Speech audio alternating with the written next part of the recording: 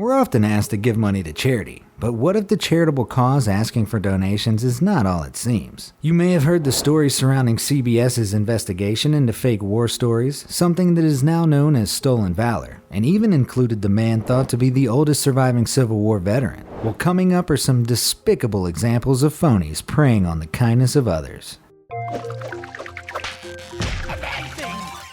Number 10. Sean Yetman. When Sean Yetman went shopping on Black Friday in 2014, he was wearing camouflage fatigues and showing off military honors that it would have been impossible for him to earn, something that was immediately obvious to a real veteran of Afghanistan, Ryan Burke.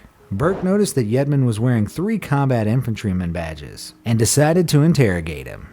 Yetman claimed that he was a true Army Ranger and had been awarded all 3 badges while serving in Afghanistan. However, only 1 badge is ever awarded per campaign. Unfortunately, it is unclear whether Pennsylvania authorities were able to bring any charges against him. As it turns out, stealing the respect afforded to soldiers and veterans when it is not due is apparently more common than we might expect. Frank Gervais was one such culprit who attended a remembrance service in Ottawa, Canada in 2014 while pretending to be a decorated soldier. He was eventually revealed to be a fake and given a suspended prison sentence. Number 9. Rick Strandloff.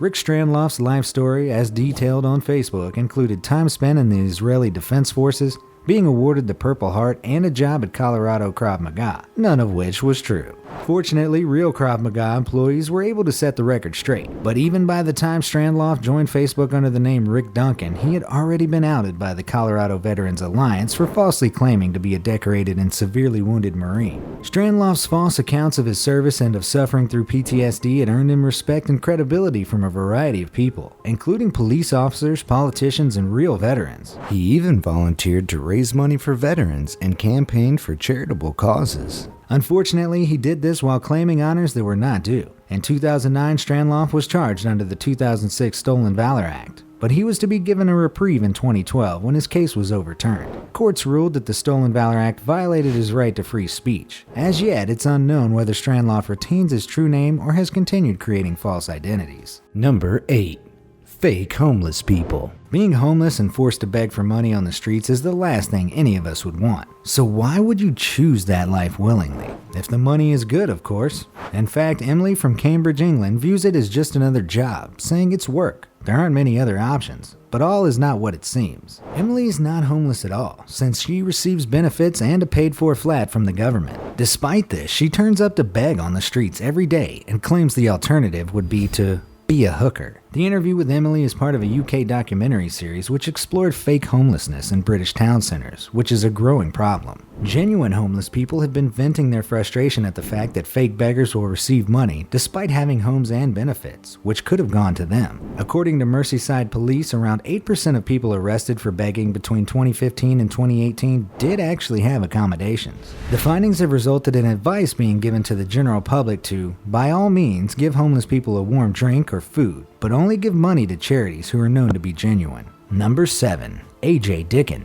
A.J. Dickon alleged that he was a former Navy SEAL who had participated in numerous covert missions from Vietnam to Afghanistan and had even earned 2 Medals of Honor. Unbelievably, he even claimed to be the man who had shot Osama bin Laden. In fact, Dickon had never been a Navy SEAL, and his true goal was to establish a security firm, something for which he would require substantial investment from other parties. According to Navy veteran Carol Roberts, he's a big guy. He commands authority. And it was this personality that convinced 2 prominent local doctors to invest almost $1 million in his new security firm. Eventually, Dickon was outed by SEAL Senior Chief Don Shipley, who said that if he was asked to confirm the authenticity of Dickon's credentials one more time, he would take this grenade, pull the pin, and blow himself up. He knew immediately that Dickon's discharge papers had been printed off the internet. More to the point, he claimed to have won 2 Medals of Honor, something which hadn't happened to any military man since World War I. As of 2014, Dickon was sentenced to 1 to 3 years in prison without parole for an unrelated firearms charge. Although this was not a sentence for stolen valor, many genuine veterans were glad to see him put behind bars. Number 6. John Alberti.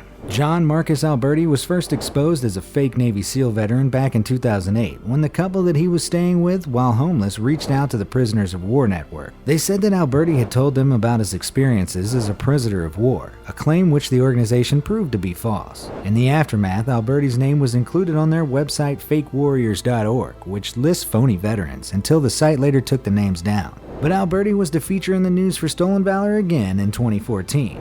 After his death, a friend found military discharge papers among his possessions and submitted them to the American Legion. The discharge papers meant that Alberti was eligible to be buried with full military honors in a cemetery reserved for military heroes. According to Navy SEAL veteran Don Shipley, the discharge papers were obviously fake, to the extent that the guy couldn't even spell Saigon. Since the burial, there have been calls to dig up Alberti's body and have him reinterred without military honors in a different cemetery, something which has happened to other culprits of stolen valor. Number 5. Jacob Windsor. Jenny Evans is the daughter of a retired cop who wished to reunite her dad with his former police dog, Ivy. She set up a GoFundMe page in early 2017, but the page was soon taken over by a man calling himself Jacob Windsor, who claimed to be speaking on behalf of the Evans family. Windsor alleged that he was a freelance journalist who was holding the fort for Jenny while she took a well-needed holiday. Posting an update to the fundraiser page, Windsor urged followers to donate money to a PayPal account in order to reach their target of £100,000, which he claimed would be used to buy another 4 dogs so that Ivy could be released. Despite thousands being donated to the cause, concerns were raised after Jenny realized the ownership of her petition had been transferred to someone else. The man known as Jacob Windsor, which was not his real name, was found and arrested, but later released on bail. But there was a silver lining, as all of the donations were able to be refunded through GoFundMe. Number 4. Kaitlin McClure, Mark D'Amico, and Johnny Bobbitt Jr. It started as a feel-good story, but soon turned sour. In October 2017, Kaitlin McClure claimed to have been bought gas by a homeless man, Bobbitt Jr., while stranded without cash in Philadelphia. When she returned to the area to repay him, the pair struck up an unlikely friendship, which led to McClure and her boyfriend setting up a GoFundMe page for him to rebuild his life. Over 14,000 donors contributed $400,000 to Bobbitt's cause, but he soon reported that the money had been withheld from him and spent by McClure and D'Amico. As it turned out, no part of the story was true. The gas station incident had never happened. McClure, D'Amico, and Bobbitt already knew each other and had devised a ruse to earn some free money. By March 2018, all of the fundraiser money had been spent on cars, jewelry, bags, and expensive holidays. As their story unraveled, all 3 were summoned to court at the end of 2018. Bobbitt was eventually released, subject to weekly monitoring. Number 3. Zconfusion1 Again.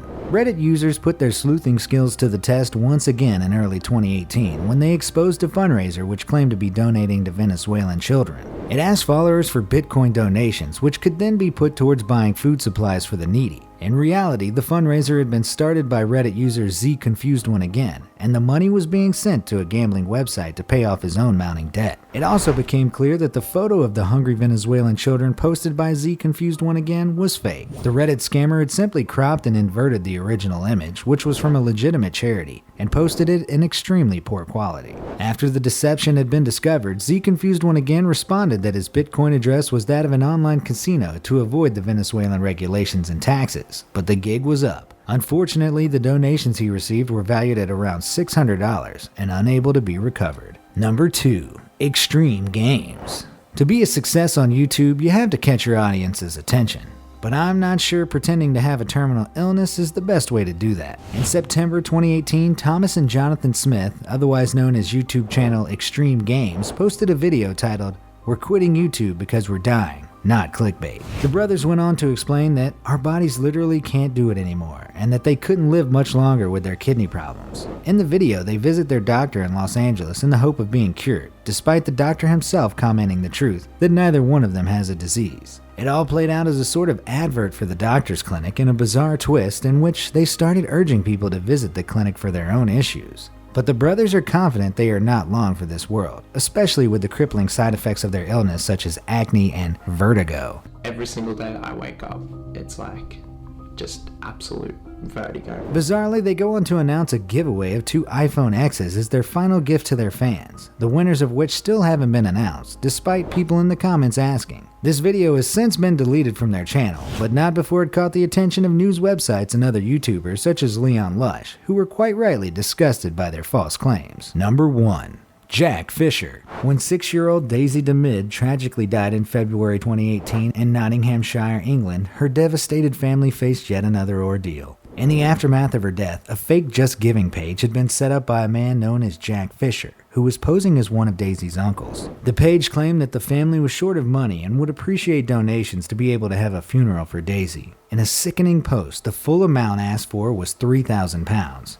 However, this was neither true, nor was it legitimately set up by Daisy's family. Fortunately, just a few days later, Nottinghamshire police had been made aware that the fundraising page was a fake and warned well-wishers not to donate to it. A spokesperson for the website Just Giving later made a statement which confirmed that the £140 which had been donated to the page had been refunded to the relevant parties. Sadly, while local police carried out an investigation into the fake page, the culprit has not yet been brought to justice. So which of these people did you consider to be the worst? Is there anyone else that should have been included on the list? Let me know in the comments section down below, and thanks for watching.